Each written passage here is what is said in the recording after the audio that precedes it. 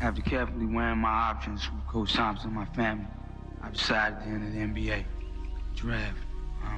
I definitely plan to further my education, but my family needs to be addressed right now. I saw the tape, and you saw a warrior mentality, and I love warriors. And at the time, we were looking at Allen Iverson, Stephon Marbury, Marcus Camby. But AI's workout was pretty intense. And I saw this kid have a dream and bring it to fruition. With the first pick in the 1996 NBA draft, the Philadelphia 76ers select Allen Iverson from Georgetown University. Even as the #1 pick in the draft, and you say, like, hey, right there, like, you're done. You've made it.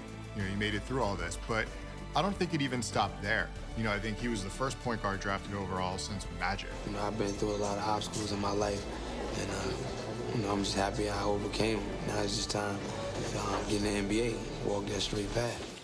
You drafted into the NBA, everybody's dream. What was it like getting prepared to play at this level? And at that time, the league was at an all-time high. For me, it was easy. Give me the easy as a preparation or easy playing? Both. It was easy because it was one-on-one. One-on-one basketball, I felt like, and I know that nobody can stop me one-on-one. It's time to get down. Iverson in a hurry, Douglas backpedaling, forget it. A stunning NBA debut with 30 points. Allen Iverson starting to heat up here.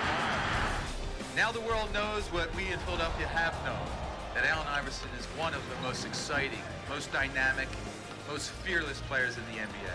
And it gives me great pleasure on behalf of the Philadelphia 76ers to present our rookie, Allen Iverson, with the NBA Rookie of the Year award. Yeah!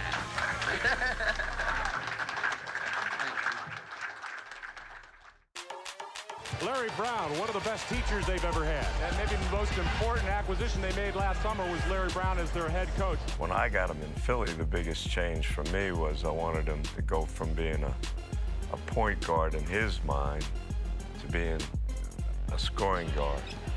And it's Iverson, one-man highlight film. Larry Brown, in his coaching history, had taken guys who had been playing the point and said, no, you know what, he's a 2. And that's what he did with Iverson. He's a scorer. Just because he's 6 feet tall does not make him a point guard. You know, and you look at the NBA now, and those definitions aren't really as defined as they were back then. Jackson with him. Iverson makes a tough flip. You know, with him and Snow, and then him and Aaron McKee, who could guard, you know, 3 positions. And that was the uniqueness of our team. We had 3 or 4 guys that could guard 2 or 3 positions. You know, it allowed Allen to be himself. You know, it took me a while to learn how to allow Allen to be Allen. We don't wait. We're not waiting. I was not trying to wait. I was not waiting. I didn't know where the screen was at. And a lot of the things that he did that frustrated me, I realized there was a young kid trying to find himself. You played for Coach Larry Brown. Play the right way. I played for Larry in Olympic. Greatest coach ever. Why? Because he's just the best. When you're a basketball player and you know the game and you understand the game, and when you learn to get better, you have to recognize people like that. Like, he just know it, bruh.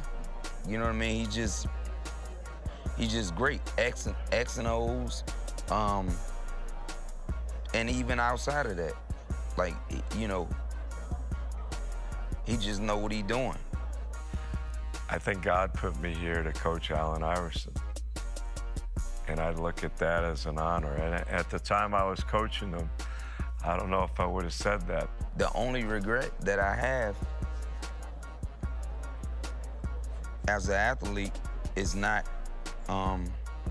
buying into what he was selling earlier in my career. What was he selling? What was he wanting you?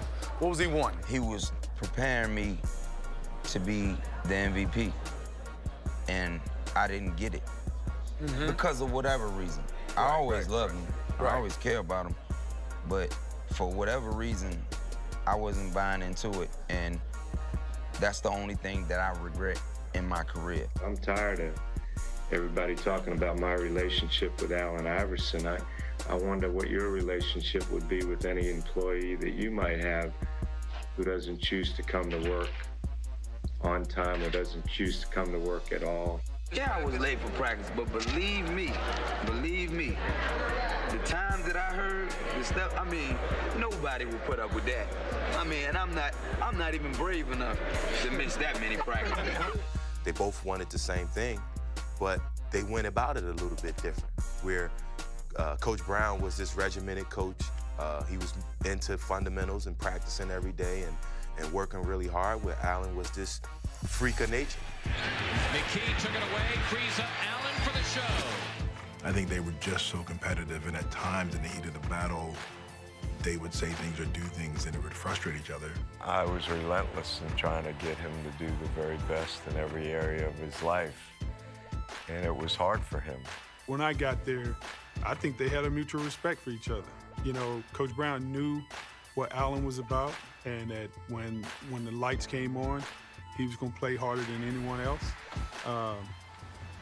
And Coach Brown understood that, you know, Allen was a unique talent. It's like a marriage. You know, you have your ups and downs, but you find that common ground to really make it work. In the end, you know, it forged an unbelievable partnership that helped lead the Sixers to the NBA Finals in a great run in the history of the franchise.